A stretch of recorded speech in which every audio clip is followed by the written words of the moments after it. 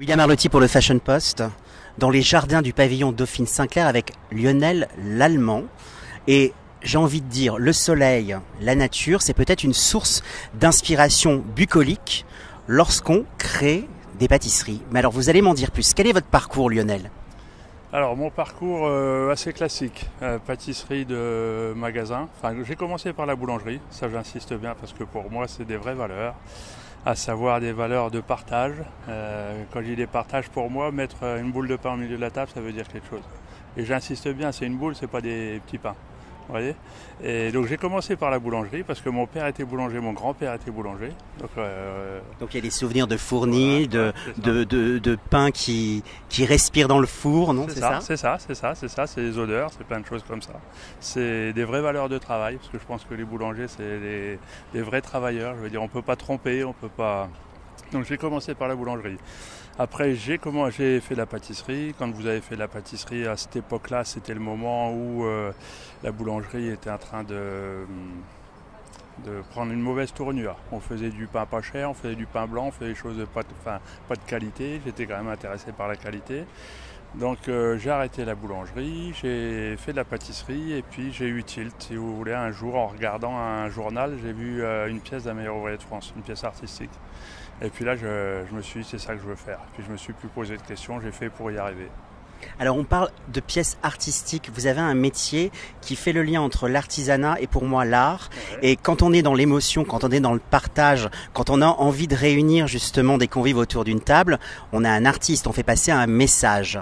Comment est-ce que vous pourriez me définir justement votre signature créative ?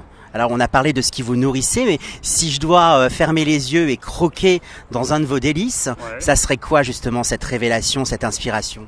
Ça serait tout simplement un classique revisité, remis un petit peu avec une touche au goût du jour, avec ce qui représente le pavillon, si vous voulez. Comme je dis, il y a l'enveloppe extérieure, dont vous voyez par exemple que ça peut être un millefeuille, je veux dire, et puis à l'intérieur, il y a plein de choses qui éclatent, qui sortent. Et pourquoi j'attache de l'importance, je veux dire, à ce côté traditionnel ?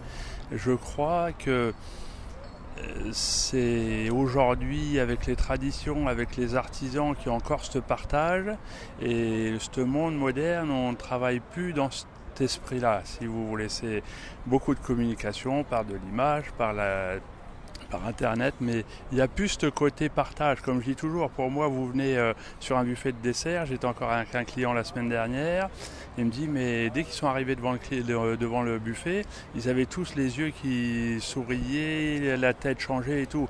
J'avais gagné ce que je voulais. Je veux dire, voilà ce que j'ai envie, c'est ça, c'est le partage, c'est l'offrande. L'offrande, c'est important pour moi. Et puis que ça soit accessible et que tout le monde se fasse plaisir.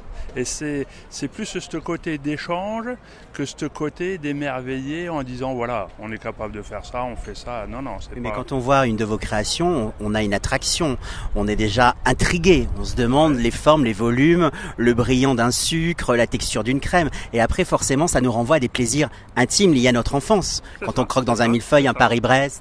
Mais je pense qu'aujourd'hui, la tendance, elle est plus à vouloir surprendre, à vouloir faire du buzz, à vouloir faire de l'image, à vouloir faire des choses comme ça. Vous parlerez plus de moi si je vous dis que je vais vous faire un millefeuille à la fève de tonka avec du caramel, avec des choses comme ça, que si je vous dis je fais un super millefeuille à la vanille.